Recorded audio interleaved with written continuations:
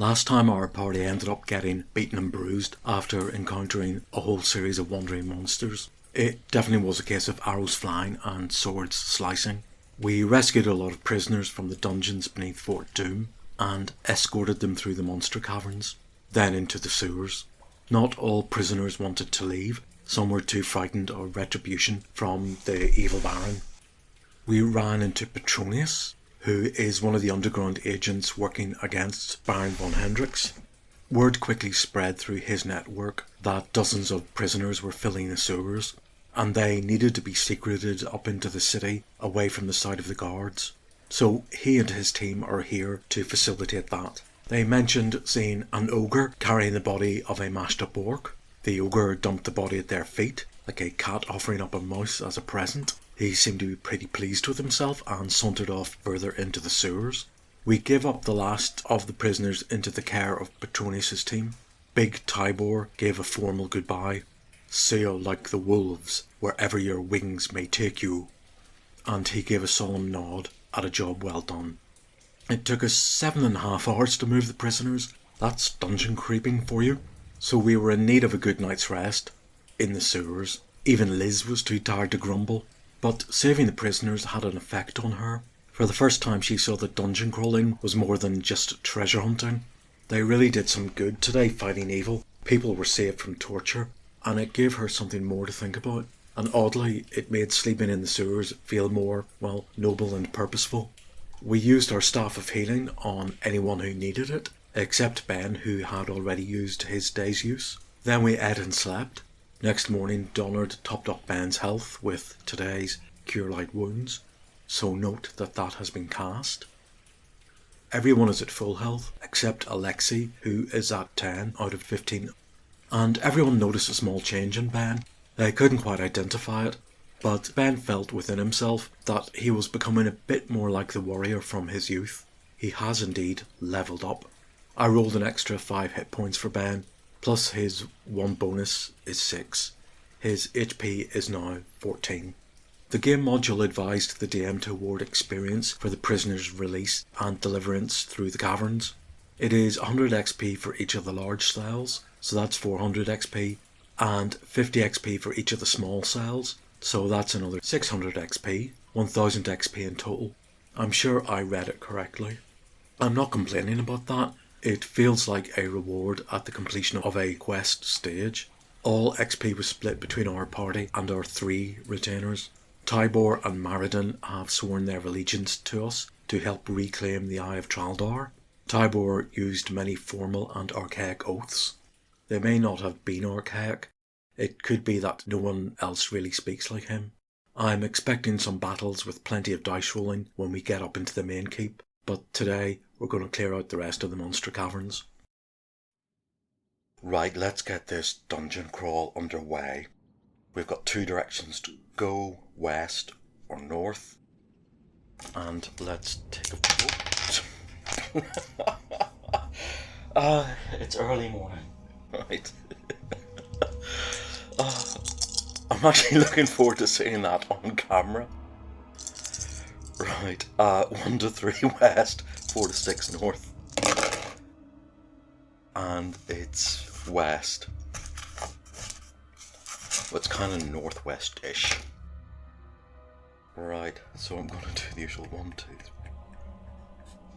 3. Okay. There are no wandering monsters.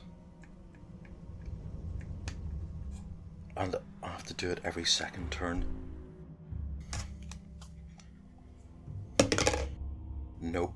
So we're creeping along this really narrow cave structure. Perhaps, maybe, this was carved out by a volcano. Or maybe just running water. And we come to another junction. Continue northwest, or due north.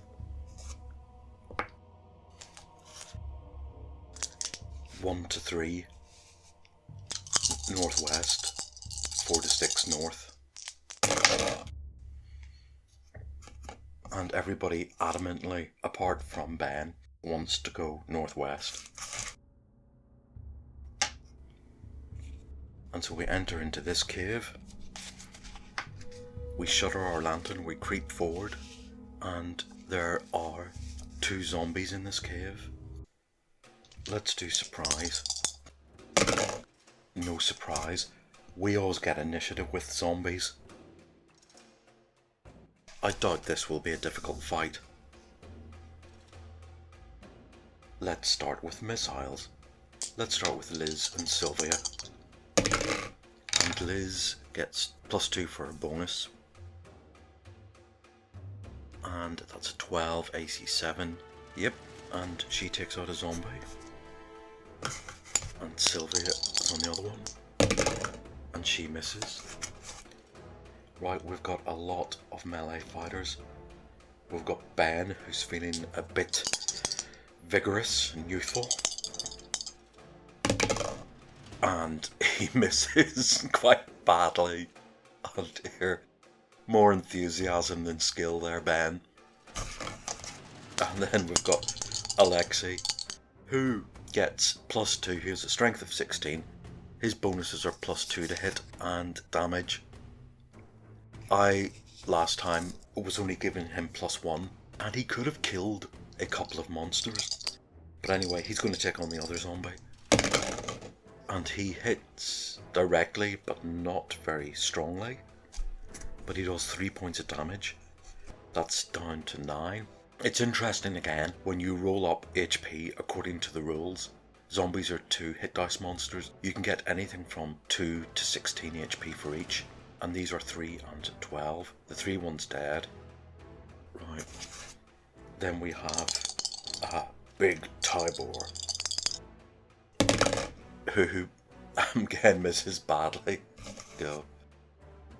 And then the extremely talented but not that robust Maridon.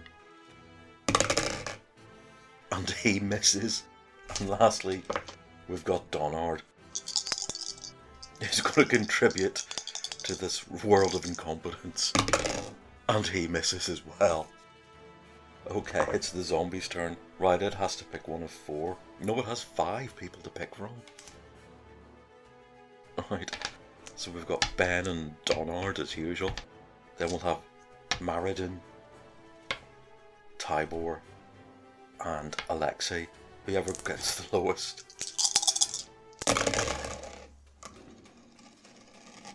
And it's Ben.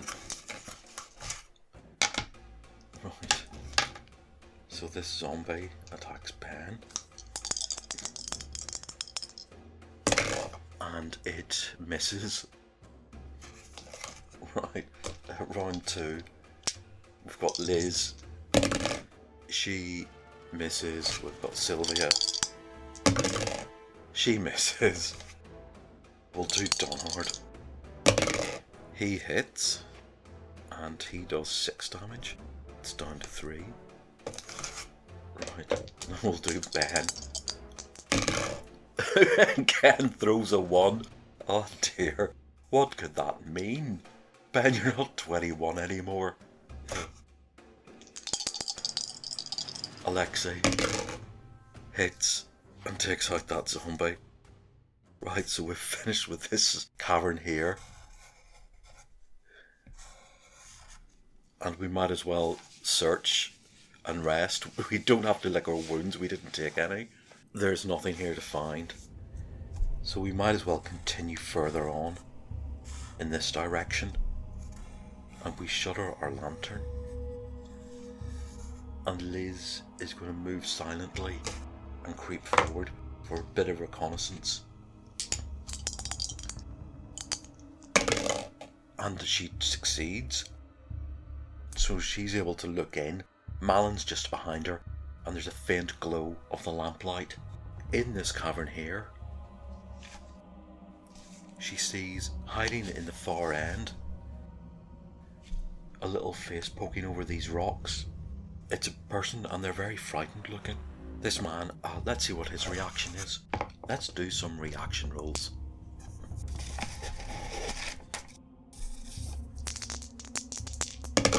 And he's uncertain of what to make of Liz.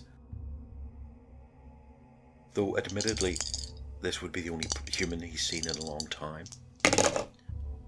But but then he decides to be friendly. So he comes out. The first thing he would say to Liz is sort of beg, please save me.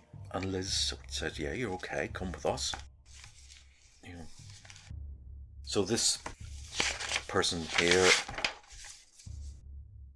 joins the rest of the party here in 6, and let's listen to his story. His name is Terius. He was thrown into the caverns as a punishment for trying to steal food from the fortress kitchens. He is only a servant and knows little. He knows about the secret passage here. There is a secret passage here and here. So he will actually lead us back here, and in that slightly deranged way of somebody who's been frightened for so long and has forgotten how to calm down, he will show us enthusiastically this door here, which opens up into here. We investigate it, realise it doesn't really lead anywhere, but thank him all the same. And he's going to hang around with us for a bit until we escort him back to the sewers. He's not going to do anything but be a nervous wreck. Right, he also knows about the bugbear. We've told him that he's dead. We've told him good news, we've rescued a lot of his fellow prisoners. We ask him what does he know of the keep upstairs. Does he know anything about the Eye of Traldar or this mage Aurelian who is meant to be studying it? Doesn't know anything. But he does know that something magical is rumoured to have reached the fortress, and that messengers have been sent to bring the Baron back from an army inspection exercise. Can he tell us about anybody else in the keep who's in charge when the Baron is away? And he tells us there is an evil cleric with undead creatures, and at night time orcs keep watch around the battlements. Okay, well, that's good news, but there's nothing else in this cave. So we go back here. I think it's time for a wandering monster check.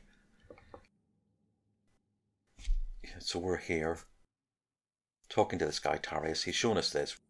We've searched this cave. We're all here. We've searched this cave. We decide to go back here and try this passage. Do we encounter anything here? Whoops, and we don't. So we go up here, and what do we find? Well, let Liz creeps in. Alright, okay. I have to roll dice. Let's roll percentage dice. If I get under 50%, the creature is here. If I get over 50%, it's there. And I get over 50%. So she looks into this cave and sees nothing. And so everybody else piles in. Right. So we're then going to try and look forward into this cave here. And there's a lot of dead remains here of people. People who have sort of been stripped of their flesh and absorbed. Their clothes are intact.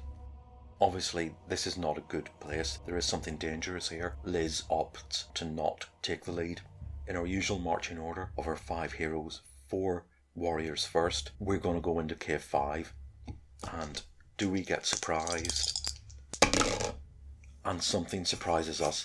Yes, it drops from the ceiling because they can climb walls and ceilings. It's a carrion crawler. Now, who does it hit? Ben, Alexei, Tybor, or Moradin? And it falls on Big Tybor. Well, he is the tallest. And it gets a free round in. Tybor's AC isn't that great. It's just 4. And this creature just needs a 12 or more to hit him. And it hits once. Okay. Wow. It hits twice. And he has to make 2 14 or more rolls to not be paralysed. And he fails both of them. Okay. Right. So he's paralysed. Let's roll for initiative. And it gets initiative. Who does it turn its tentacles onto next? So we've got Ben, Donard, Alexei, and Moradin. And it's Donard. Right. There's something, I don't know, perhaps carrion crawlers like the taste of cleric. And his AC is 4. and so it needs a 12. Hits once, twice,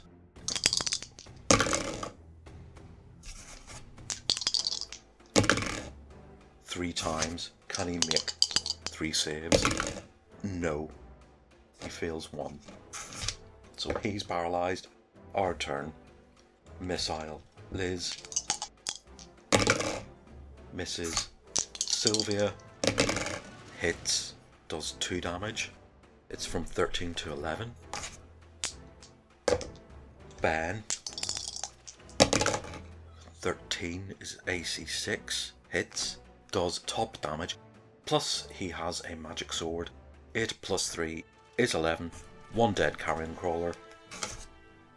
How long will it take for these guys to come around?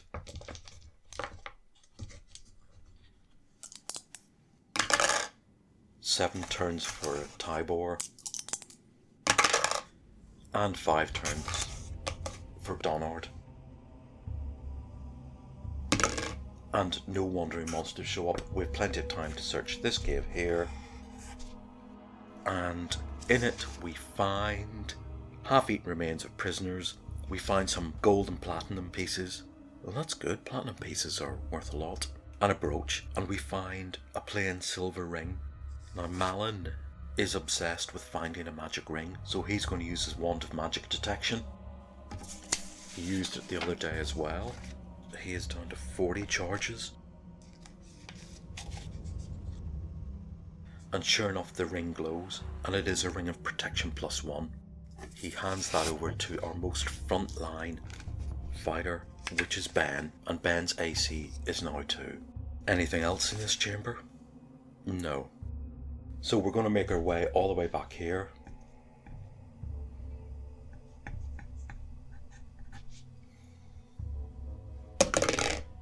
After, of course, we've waited for the boys to wake up. Nothing. We creep along this long passage here. And 2 turns later. 2 turns later.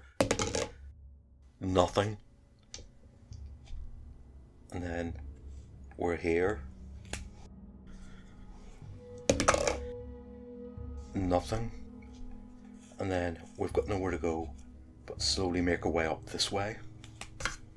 Past this point. And to here. No wandering monsters. And we're left with another fork. There seems to be 3 giant fried eggs here. Okay. Do we go northwest or northeast? And we do the usual. 1 to 3 northwest, 4 to 6 northeast. And everybody, apart from Liz, wants to go northwest. So we go into this chamber here, shuttering our lantern, looking in cautiously. Despite this, you still can be surprised. And we see 3 skeletons. Do they see us first? No. Let's roll for initiative. We get initiative. Donard immediately holds up his holy symbol and says, "Begone, foul Dwimmelake." How many of these 3 skeletons does he turn? All of them. And they all go from here, rushing into the far corner of the room. I'm going to treat Turn Undead as a spell in the order of events, and magic comes before missile and melee. So that's his turn. And what do we do with these Turned Undead? Are they able to fight back? I think if they are engaged in hand-to-hand combat, they can fight back. But if they are left alone, then they will still try and run. So they're basically going to try and run into this wall. And if we pick on one, it will have a chance to fight back. Or if we missile them, we can do that from range without fighting back. Right, so let's all pile onto this skeleton here. And we're going to go for missile. Liz hits and does 1 damage. That's 6 to 5 HP. Sylvia. Misses. Right. Then we have Donard, who's gone. Then we have Ben, who misses badly. Again, I'm telling you, this guy's going through a midlife crisis. Then we have Alexei, who misses as well. How can you? Then we have Big Tybor, who hits and completely crumples up those skeletons' bones. So there's just these two left. And Maridin is going to make a bid for this one. And he does 9 plus 1 is 10, AC 9, that's not good enough. It's the skeleton's turns. Right, this one has a chance to fight Maridin back.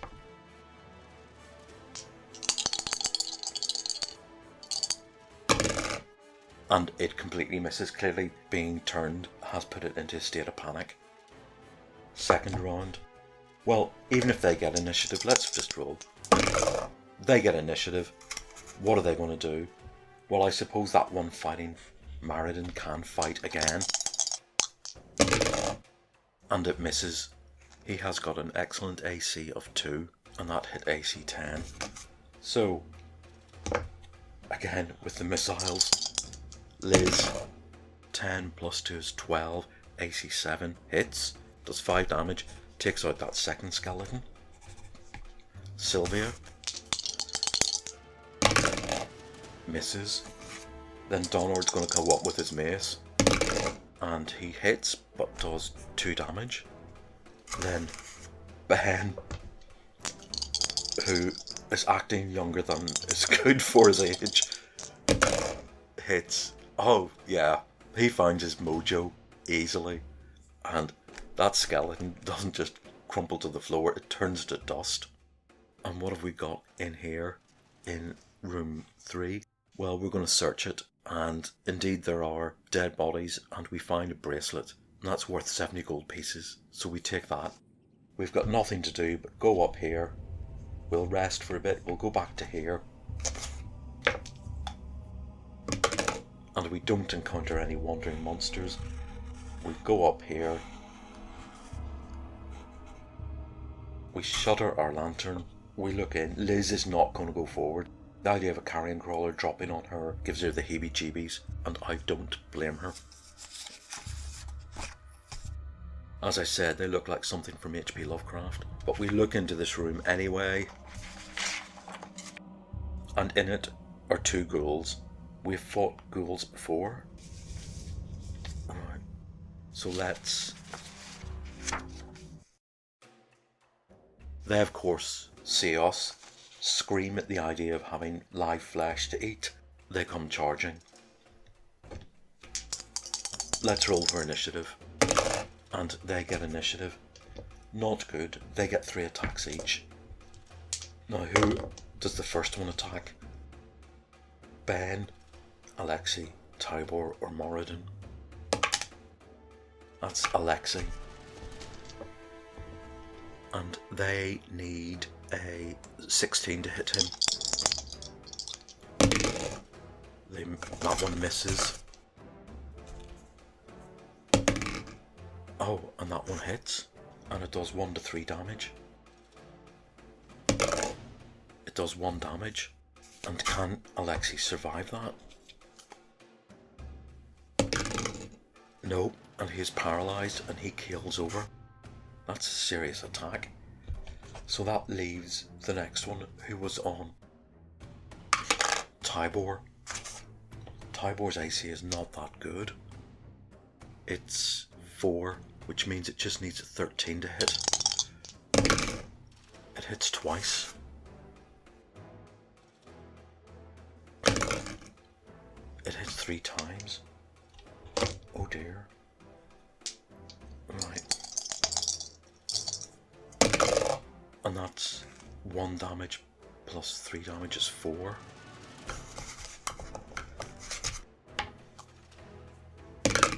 And another 2 is 6. That was rough. Will he make 3 saving throws? Nope, and he's paralysed. Firstly, Donard is going to try and turn them, and as a level 2 cleric, he needs a 9 or more. And he fails. Sylvia is going to cast her magic missile. And she does 3 damage to one of them. It's from 7 to 4.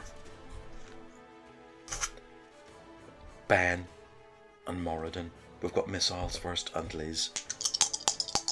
Liz normally actually comes in there and saves the day with a good shot. But not this time. Ben hits, completely takes out a ghoul. This guy has found his mojo. And Moradin misses. So we're on to round 3. And it gets initiative. Who does it turn to? Ben or Moradin? Evens Ben, odds Moradin. And it's Moradin. Right. 3 attacks, AC 2, get 15 or more. Hits once. Hits once.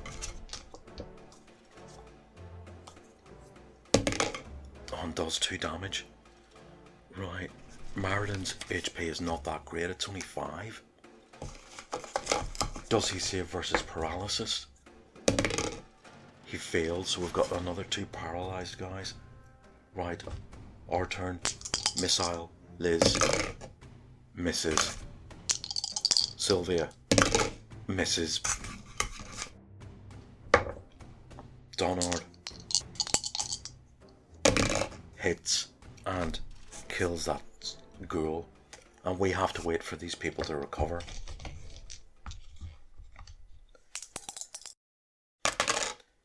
That's 4 turns for Alexei.